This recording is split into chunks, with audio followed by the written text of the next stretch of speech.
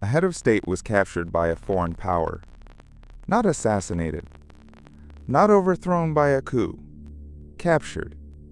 And yet there is no operational report. No detailed military briefing. No public reconstruction of how it was done. What exists instead is something far more revealing. A legal document explaining why it was allowed while remaining almost completely silent about how it happened. This video is not about tactics, weapons, or timelines. It is about what governments choose to explain and what they deliberately refuse to put on paper. Because when a state confirms an operation of this magnitude but withholds its details, the absence itself becomes the message. This is the story of an operation officially acknowledged, legally justified, and operationally erased. And what that silence tells us about how power now moves. Subscribe to the channel.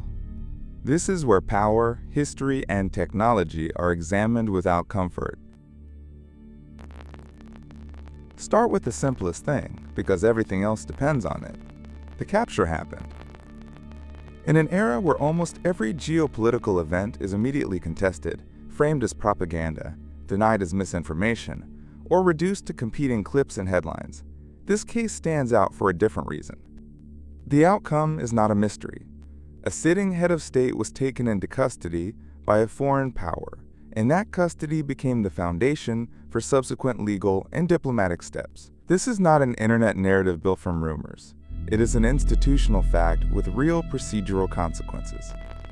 That distinction matters. When an event is not officially anchored, the public is forced to build the story from fragments, anonymous sources, selective leaks, partisan interpretations. But when an event is formally acknowledged, the public receives a fixed endpoint. The argument shifts away from whether something happened and toward what it means that it happened. And here is where the unusual shape of this story appears.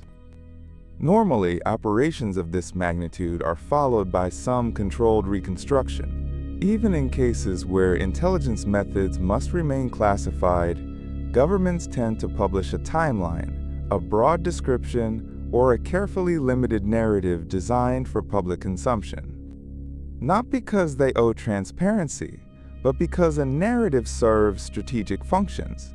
It reassures allies. It signals capability to adversaries. It frames the act as defensible rather than arbitrary. In this case, that public-facing reconstruction is absent. There is no detailed operational account. No official map of decisions. No public explanation of entry, extraction, or the mechanisms that made the capture possible. Instead, institutions moved directly to the aftermath: custody, legal filings, diplomatic posture, statements that confirm the result while withholding the pathway. This produces a strange asymmetry. We have the end of the story. We have confirmation that the story occurred, but the center of the story, the method, is intentionally left blank. That blank space invites a natural human reflex to fill it, to speculate. To search for the missing footage, the missing transcript, the missing timeline that would make the event feel complete. But that reflex is exactly what makes the absence meaningful. Because the absence is not a failure of storytelling. It is a decision. A state does not accidentally forget to narrate an act that reshapes international expectations. If there is no operational narrative, it is because the state calculated that the benefits of disclosure were lower than the risks. Disclosure turns actions into models. Models can be studied, replicated, countered, or prosecuted. A detailed account becomes a reference point for adversaries, for courts, and for future critics inside the same system. So instead, the state communicates in a different language, the language of outcome without method, presence without visibility, reach without description. That is the foundation of this video. Not the fantasy version of events, not the cinematic reconstruction, but the institutional reality.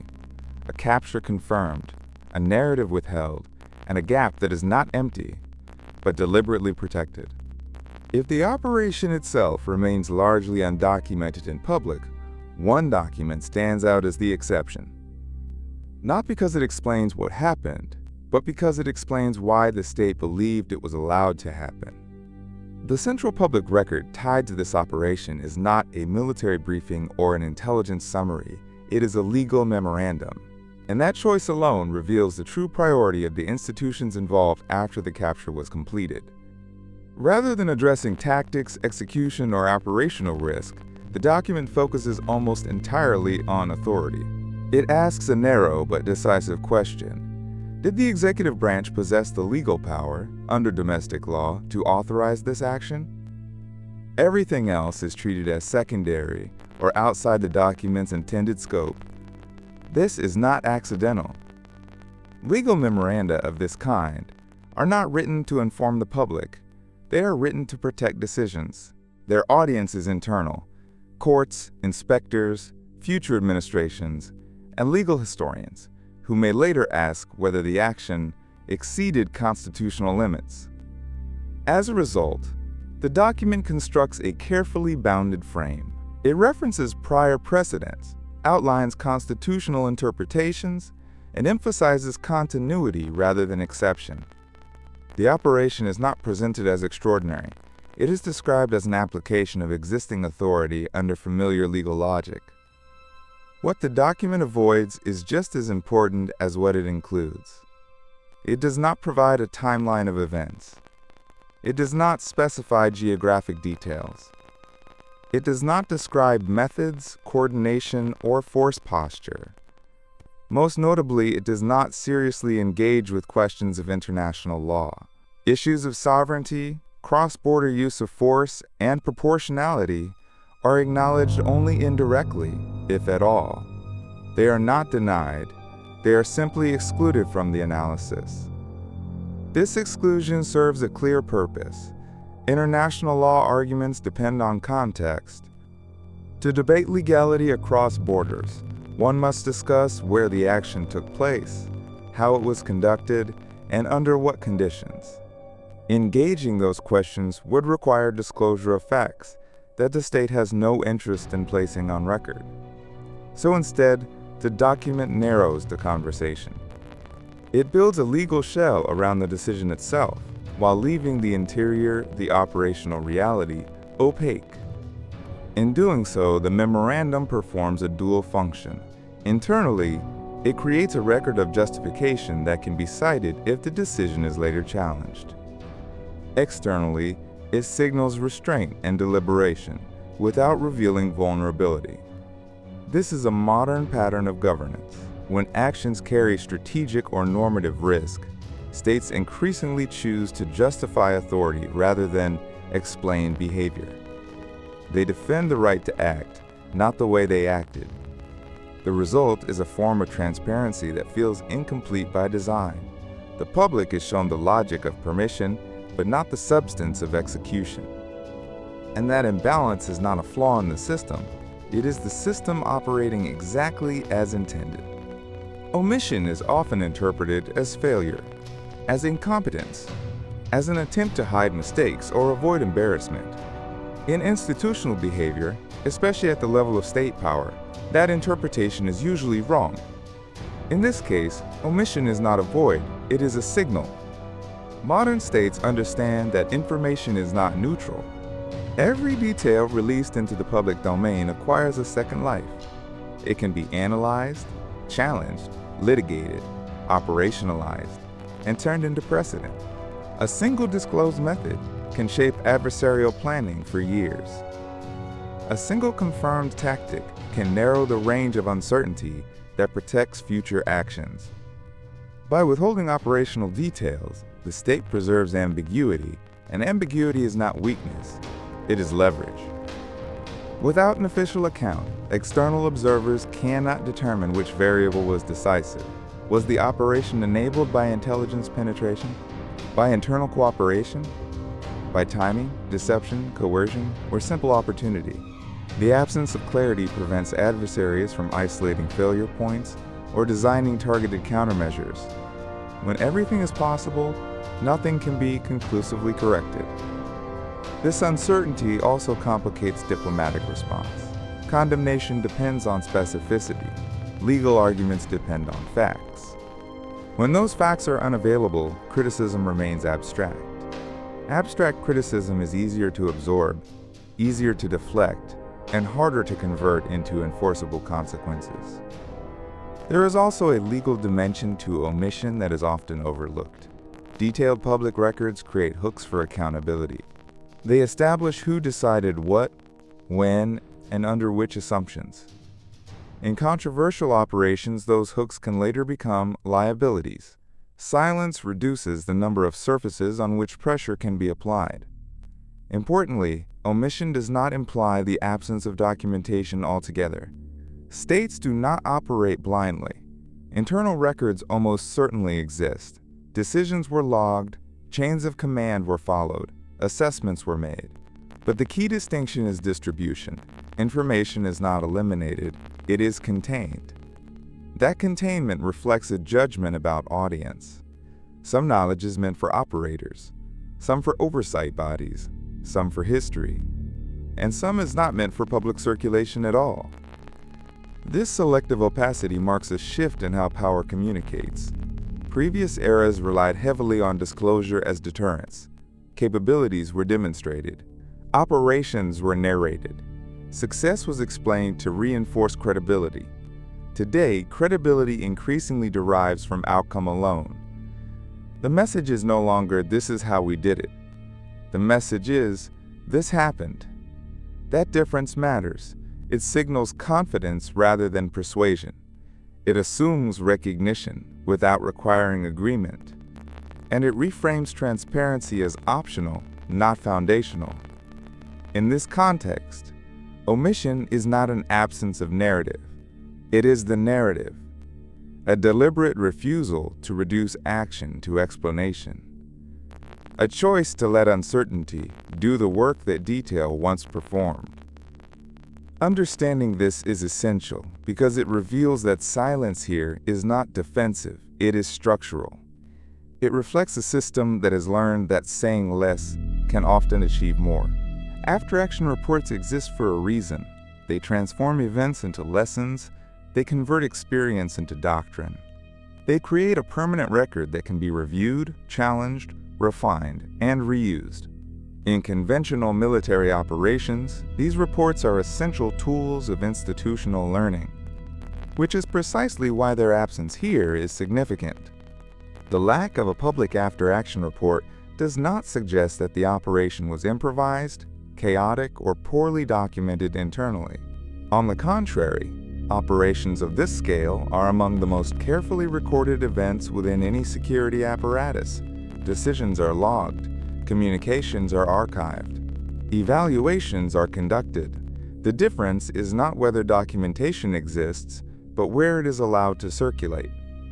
An after-action report made public performs more than an educational function. It also performs a political one. It frames the operation as part of an established pattern. It invites comparison. It encourages future decision-makers to cite it as precedent. And it gives external observers a fixed reference point against which future actions can be measured. In this case, none of those outcomes were desirable. By withholding a public report, the state avoids converting a singular event into a reusable template. A documented operation becomes something others can invoke. Allies to justify alignment, critics to argue escalation, adversaries to anticipate replication. Silence prevents that process from solidifying. There is also a normative dimension. After-action reports implicitly normalize what they describe. They signal that an operation belongs within the routine machinery of governance, that it can be analyzed openly, debated academically, and folded into doctrine. When an action sits close to the outer edge of accepted norms, institutional instinct often favors isolation rather than integration. Keeping the operation outside the public reporting cycle preserves its status as exceptional, acknowledged, but not absorbed. This choice also protects flexibility. Once an operation is fully documented and explained, future actions are inevitably judged against it. Consistency becomes a demand. Deviations become controversies. By refusing to formalize the event through public reporting, the state retains the ability to argue that future cases are different, unique, context-dependent. Internally, lessons can still be learned, adjustments can still be made, but externally, the system remains non-committal. This reflects a broader evolution in statecraft. Power no longer relies exclusively on codified doctrine and visible process. Increasingly, it relies on discretion, compartmentalization, and controlled ambiguity. Not every success is meant to be instructional.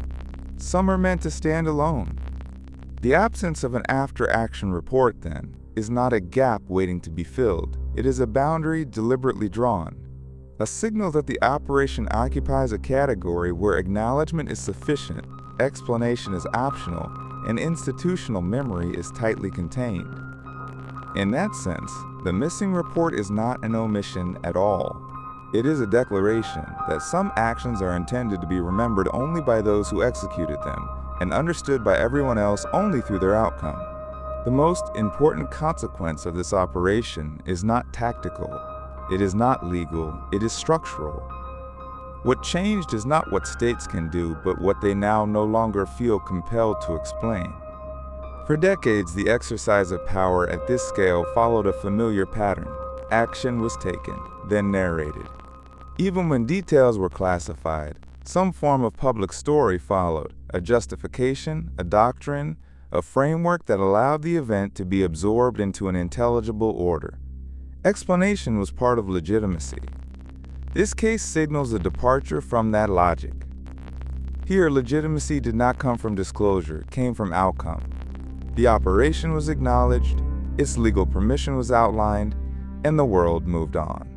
There was no sustained demand for operational clarity, no successful push to force a complete account into the public record.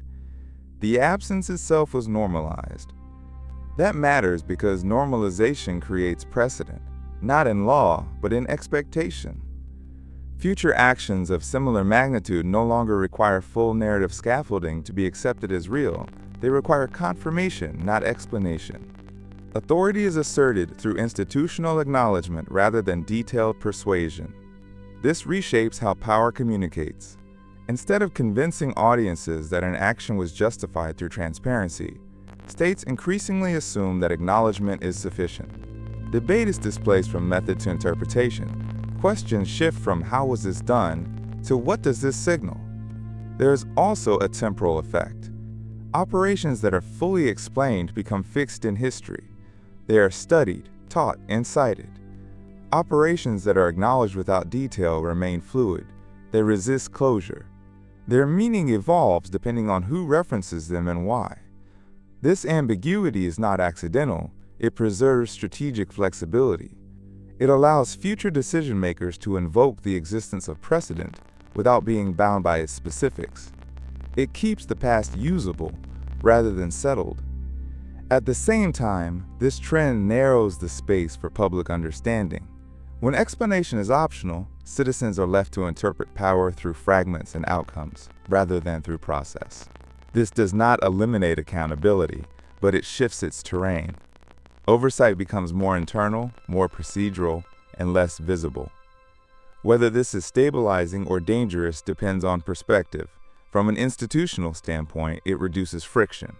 From a democratic standpoint, it increases opacity. Both realities can coexist. What is undeniable is that a threshold has been crossed. A head of state was captured. The fact was confirmed. The justification was partially disclosed.